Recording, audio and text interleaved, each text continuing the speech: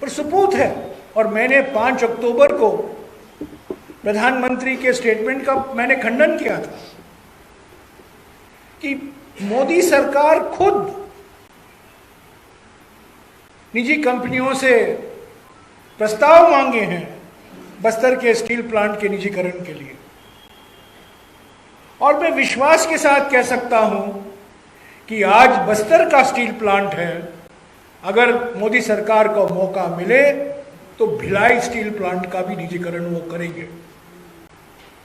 कल प्रधानमंत्री दुर्ग पधारने वाले हैं, इसीलिए मैंने भिलाई का मिसाल लिया। हमारे देश का औद्योगिकरण भिलाई से शुरुआत हुई थी, भाखड़ा नंगल और भिलाई से शुरुआत हुई थी। और जिस तरीके से हमारे सार्वजनिक संपत्ति है, बंदरगाह है, एयरपोर्ट है, बिजली के घर हैं, सीमेंट फैक्ट्रियां हैं, इनका निजीकरण हो रहा है।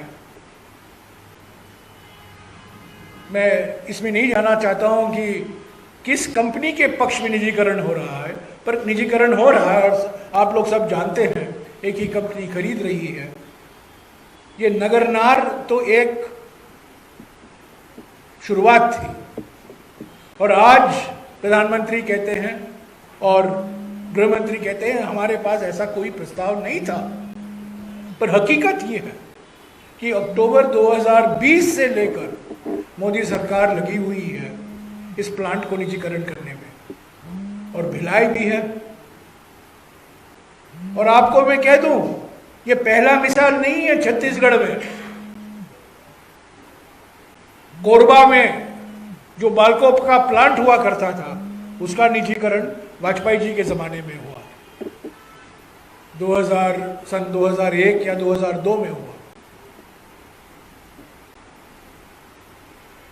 तो ये जो केंद्र सरकार की नीतियां हैं,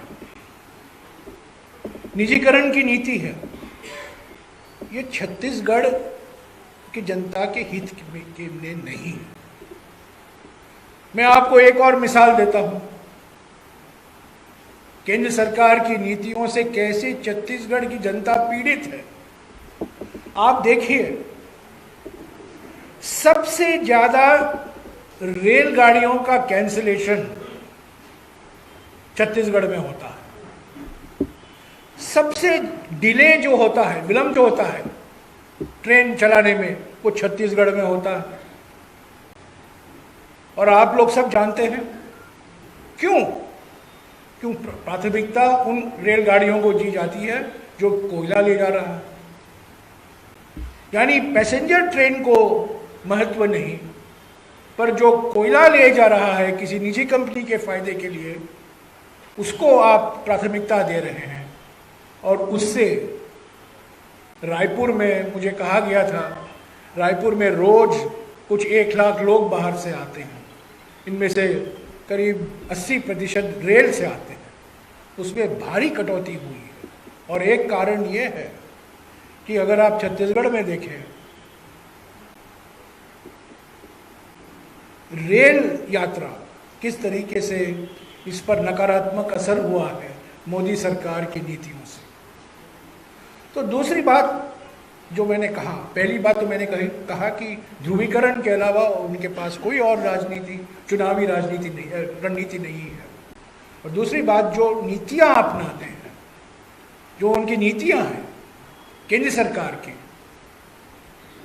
वो छत्तीसगढ़ के जनता के हित में नहीं है। और मैंने आपको 2 मिसाल दी हैं। नमस्कार, मैं हूं मानक गुप्ता। अगर आपको हमारा ये वीडियो पसंद आया हो तो इसे लाइक और शेयर जरूर करें।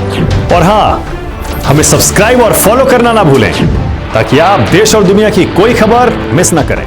तो जुड़े रहिए हमारे साथ और देखते रहिए News 24।